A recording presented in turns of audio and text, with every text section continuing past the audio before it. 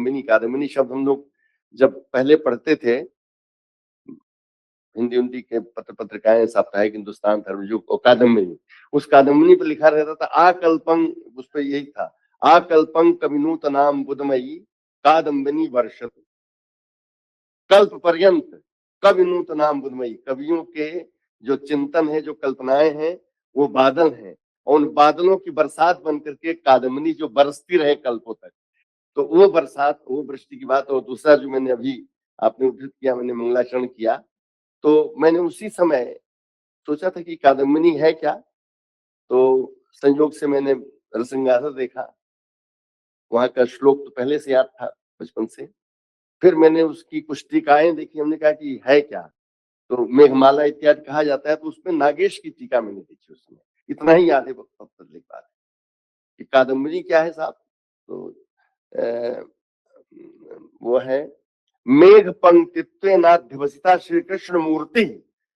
उन्होंने, चूंकि भगवत परक होना चाहिए मंगलाचरण, भगवान का कोई न कोई स्वरूप होना चाहिए, तो उन्होंने मेघ पंक्तित्व से अध्यवसित, मेघमाला से मंडित श्री कृष्ण की मूर्ति को ही कादम्बिनी कहा है। वे वृष्टि माने भगवान वृष्टि स्वरूप है, घनश्याम है, श्यामता होती है तभी वृष्टि होती है, सफेदी में कुछ है नहीं, संदर्भ होगा तो कुछ नहीं होगा। तो वहां से ये वृष्टि का क्रम हमारे बीच आया। और सबसे बड़ा स्रोत इसका जो मुझे दिखा, भी मैंने किताब देखी, बहुत अच्छा लग रहा था मैं बृहत संहिता का सरल भाषा में भाषांतर पढ़ रहा हूँ। भाषांतर नहीं, सरल भाषा में उसी भाषा का मैं स्वरूप पढ़ रहा हूँ, क्योंकि बृहत संहिता में जो जितना विशेष वर्णन थोड़ी कठिन, उसके छंदो विचित्र भी उसकी थोड़ी कठिन है, भाषा भी थोड़ी कठिन है।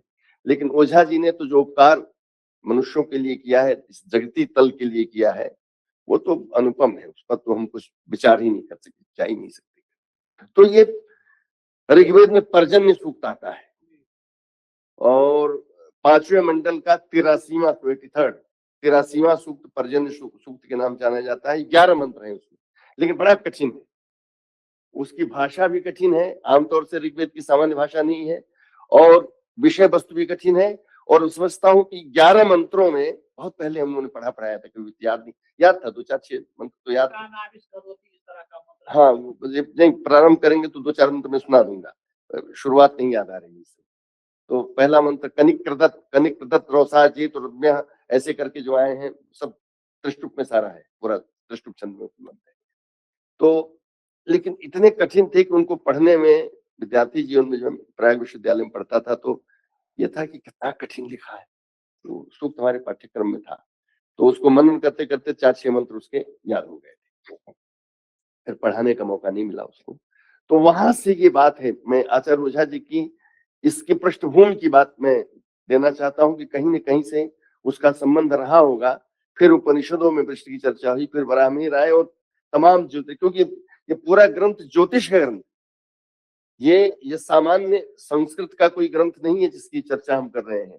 ये ज्योतिर्विद्या, खगोल विद्या का, एस्ट्रोनॉमी का ये ग्रंथ है, एस्ट्रोलॉजी का नहीं है, एस्ट्रोनॉमी का, प्रेडिक्टिव एस्ट्रोलॉजी का नहीं। तो इसको गंभीरता पूर्वक और सरल भाषा में उन्होंने इसलिए लिखा है, मैं समझता हूँ कि आम आदमी भी समझ पाए।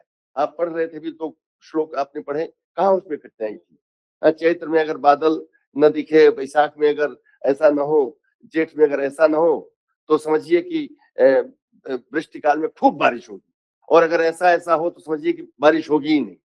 तो ये छोटे छोटे सूत्रों में, छोटे छोटे श्लोकों में जो हमारी बातें इन्होंने कही हैं, जैसे घाघ भटेरी की कहावतें हम लोग पढ़ते थे, सुनते थे, बहुत बहुत याद थे कि ऐसे ऐसे हो, ऐसे ऐसे हो, तब बारिश होगी, कहते थे ना। शुक्र की लागी बादली रहे शनि तक छाए, कहे घाघ सुन बंदरी बिन बरसे नहीं जाए। तो हम लोग अनुभव करते थे कि अगर शुक्रवार को हल्के बादल आए हैं और शनिवार को भी बादल है, तो बारिश हो गई जाए बिना बरसे नहीं। ये कैसे था, इन्हीं सब पर, इन सबका वो लौकिकीकरण था, जन सामान्यीकरण था, वो सारी चीजें आम जनता तक पहुंचाई गई थी। ये भारतीय ज्ञान परंपरा है। ये सुन करके थोड़ी हंसी जरूर मुझे आती है कि भारतीय ज्ञान परंपरा। अरे भाई, भारत में जो कुछ भी है, चाहे वो आचार में है, चाहे ग्रंथ में है, वो भारतीय ज्ञान परंपरा का अभिन्न हिस्सा है। अलग क्या निकालोगे, नहीं क्या उसमें से छोड़ोगे। निकालने के, अरे निकालना तो उसमें से जिसमें से मिक्सर हो, थोड़ा बहुत दो चीजें मिक्स हो निकालो। जब संपूर्ण है, अखंड है वो, उसमें से क्या निकाल के लाओगे? जो कहोगे, सोओगे, जागोगे, उठोगे, बैठोगे, श्वास प्रश्वास लोगे, वो सब भारतीय ज्ञान परंपरा का ही अभिन्न अभिन्न हिस्सा है। तो हमको चूंकि अब दिखाने का जमाना है, एक शब्द शोकेसिंग मैंने गोरखपुर में सुना था, मुझे बहुत नफरत थी शब्द से, लेकिन एक वाइस चांसलर थे, तो हमारा उनसे विवाद होता रहता था। मैं थोड़ा सा क्रांतिकारी किस्म का व्यक्ति हूँ, शोकेसिंग का सख्त विरोधी हूँ। ओरिजिनलिटी भी छिपा के रखिए, आएगा तो महक जाएगा। अगर कोर्ट में हम सुगंध छुपा के बैठे रहेंगे तो कहीं ना कहीं महक के आएगा ही। अब दिखाए नहीं कि हम सिंध के घूम रहे हैं। तो हम लोग भारत की परंपरा, भारतीय ज्ञान परंपरा प्रदर्शन की नहीं है, आत्मदर्शन की। तो वाइस चांसलर राजेश सिंह थे, तो कहते थे जब जब बात होती थी, हमने कहा क्यों दिखाएं, हम क्या जानते हैं, क्यों बताएं? जरूरत आएगी तो बताएंगे, जब खड़े होंगे तो बताएंगे क्या है वो चीज या आवश्यक। नहीं, शोकेसिंग करिए, शोकेसिंग प्लीज, शोकेसिंग करिए, दिखाना है। तो सही बात है, ये काल आडंबर का काल है, दिखावे का काल है। तो ठीक है, हम युग धर्म में हैं, तो युग धर्म मान करके हमें दिखाने की आवश्यकता आज है। वैज्ञानिकों के पास इन विषयों को ले जाने की आवश्यकता है कि आप 15 मिनट, 1 घंटे आप आज बताते हो कि कल क्या होगा। परसों इन्होंने मेट्रोलॉजी विभाग ने कहा था कि बारिश होगी, बारिश नहीं, ये कहा था कि 2 दिन खूब धुंध रहेगी। कोई धुंध परसों नहीं थी। नरसों कहा था परसों के लिए धुंध थी, मैंने पेपर पढ़ा। मैं गया नहीं बाहर, तो 4 दिन इतना धूप लिया हूँ, जब से धूप जब तक धूप। अब 2 दिन से नहीं मिल रही है। खुल भी गया विश्वविद्यालय में, अच्छा हुआ। कभी मैं तरसता था, अपने कमरे में बैठता हूँ, धूप दिखाई देती है तो मैं काश हमको फुर्सत होती, हम भी जाके वहाँ वो जो हमारा ये लगे हुए बेंच लगे हुए, हम भी थोड़ी देर बैठ लेते, लेकिन नहीं, मौका नहीं था। पर 4 दिन इतनी धूप हुई है कि जेठ की धूप। मैंने कहा मम्मी से कि ये तो जेठ की धूप है, बर्दाश्त नहीं होता। चले, मैं नहीं जाऊंगा, जल्द जल्द कैसे, तो माँ उठ के चली गई, सब लोग चले गए, नहीं मैं तो बैठा है। देखे कितनी तेज है। तो कहने मतलब इतनी प्रचंड, और कहा गया था कि अब कोहरा रहेगा और दिल्ली में 2 दिन तो ये रहेगा, ऐसे ऐसे करके। तो एक्यूरेसी नहीं है, लेकिन इसमें एक्यूरेसी है। अगर इसको सही हम जानेंगे, इसमें कहीं संशय की स्थिति नहीं होगी, बस परीक्षण करने की आवश्यकता है। और आज का विश्व हमें प्रयोगशाला की भाषा समझता है। प्रयोगशाला में ले जाएंगे तो समझेगा, फिर हमको गुरु मानेगा, फिर हमको अपना आचार्य मानेगा, फिर एतद् प्रसूतस्य की बात सामने आएगी। जात विशेष के लिए, ज्ञान विशेष के लिए, ज्ञान संपन्नता से है। हमारे यहाँ के ज्ञान संपन्नों से, चाहे जो भी हो ज्ञान संपन्न, उससे उन्होंने चरित्र की शिक्षा ली थी। तो आज इसकी आवश्यकता है। बहुत बढ़िया बात, अपने कुछ कई विषय थे, बोलते बहुत अग्नि सोमात्मकम जगत कहा, अग्नि और सोम की बात की आपने, अपाम नपात की बात, तनु नपात, अपाम नपात, बहुत सारे हमारे शब्द वेद के हैं, उसकी चर्चा की कि अग्नि क्या, अग्नि को मेस्कुलिन फेनोमेना माना गया है और सोम को जो है फेमिनाइन माना गया है। ये उससे फिर कैसे सृष्टि होगी, सारी चीजें, ये जो ड्यूअल कैरेक्टर की बात है, ड्युअलिटी की बात है, द्वैत की बात है, मेस्कुलिन और फेमिनिन के रूप में, तो इसकी ही बड़ी अच्छी चर्चा हुई है। तो कालिदास तक कहते हैं, अभी आपने कहा कि अवशोषण कैसे करता है, हमारे पसीना और सब चीजों से अवशोषण होता है। तो ये अगर डिहाइड्रेट आज भी बॉडी हो जाए तो उसको हाइड्रेट करने के लिए सारा यत्न करते हैं, लेकिन एक समय के बाद जब बहुत आगे बढ़ जाते, नहीं कर पाते हैं, चला जाता है, होता है ना। अरे इतना ज्यादा डिहाइड्रेट हो गया था कि हम उसको रिवाइव नहीं कर पाए। तो वास्तव में अवशोषित जब हो जाएगा, सब चीजें निकल जाएंगी, तो कुछ नहीं। गर्भम दधत्यर, कालिदास लिखते हैं 13वें सर्ग में रघुवंश की, गर्भम दधत्यर कमरीचियोस्मात् विवृद्धि मात्रा श्नुवते वसूनि। समुद्र से लेते हैं कहाँ ना, पोखरों से लेते हैं कहाँ, कहाँ से लेते हैं। तो सूर्य की किरणें जो है वो अवशोषित करती हैं, और फिर बादल बनता है, मेघ बनता है, फिर बारिश होती है, और सारे वस्तु जो है वहां से विवृद्धि प्राप्त करते हैं, अपना अपना वो एक जो विकसित स्वरूप है वो प्राप्त करते हैं। तो ये सारी बातें हमारे यहाँ जो लिखी हैं, इनको अभी कह रहे थे सुंदर जी कि कुछ उटपटांग लगती हैं, कुछ इररिलेवेंट लगती हैं। ये इसलिए लगती है कि हमारे पास, हम आप जो, मैं अपनी बात करूं, आपकी बात करूं, मैंने हमारे जो वर्ग है, हम वैज्ञानिक दृष्टि संपन्न नहीं है। उसी चीज को यही मैं बार बार कह रहा हूं कि हमें आवश्यकता, इसलिए मैं चाहता हूं इस विश्वविद्यालय में साइंस भी खुले। मेरा बहुत प्रयास था, अभी तो कुछ नहीं कर पा रहे हैं क्योंकि मैं कुछ दूसरे ढंग का व्यक्ति हूँ। वो वैसा नहीं हूँ जैसा होने पर सब कुछ मिल जाता शासन से। वो मैं ऐसा कर नहीं सकता हूँ। तो इसलिए जब वो खुलेगा तो आप बताएंगे कि ये उटपटांग लग रहा है, ये क्या है। वो वैज्ञानिक फिजिक्स वाला बताएगा कि उटपटांग नहीं है, यही हमारे लैब का विषय है। फिर भारतीय ज्ञान परंपरा बाहर जाएगी।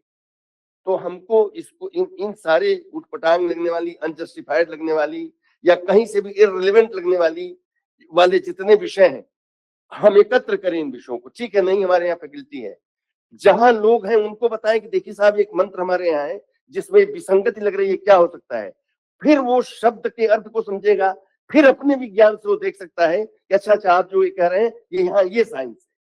तो जब वो साइंस जानेगा तब समझेगा कि ये हमारे ऋषियों की जो प्रयोगशाला थी, जो दृष्टा थे, जिन्होंने सब कुछ देखा। ऋषि का अर्थ देखने वाला होता है, उसका लिटरल मीनिंग जो होता है, इटिमोलॉजिकल मीनिंग होता है दृष्टा। ये दाढ़ी जटा मुंह पढ़ा के चंदन ये वाला वो ऋषि नहीं है। ऋषिर दर्शनात्, ये दृश्य धातु से ऋषि बना है, दृश्य धातु से, दृश्य देखना। द साइलेंट हो गया, री बच गया, ऋष हो गया, टी प्रत्यय हुआ, क साइलेंट हो गया, ई बच गया। तो ऋष और ई मिलकर के बन गया ऋषि, जिसका शाब्दिक अर्थ होता है दृष्टा। इसीलिए पाश्चात्य विद्वानों ने जितने भी हैं उन सबने जब ऋषि शब्द का भाषांतर किया है, तो हम लोग तो अपने RISHI लिख देते हैं, अथवा आर के नीचे एक नुक्ता लगा देते हैं, यस, और स्मॉल एस लिख के एक नुक्ता लगा देते हैं और आई लिख देते हैं, हो जाता है। क्योंकि तालव्य मूर्धन क्या, जिसको हम डायलेक्टिकल मार्क कहते हैं आज की भाषा में, मैक्स मुलर ने जिसका इजाद किया था और बताया था, वो लोग ऋषि RISHI भी नहीं लिखते हैं, वो सीयर लिखते हैं। द इंडियन सीयर्स, द वैदिक सीयर्स, यानी उन्होंने उसके सही अर्थ को पहचाना।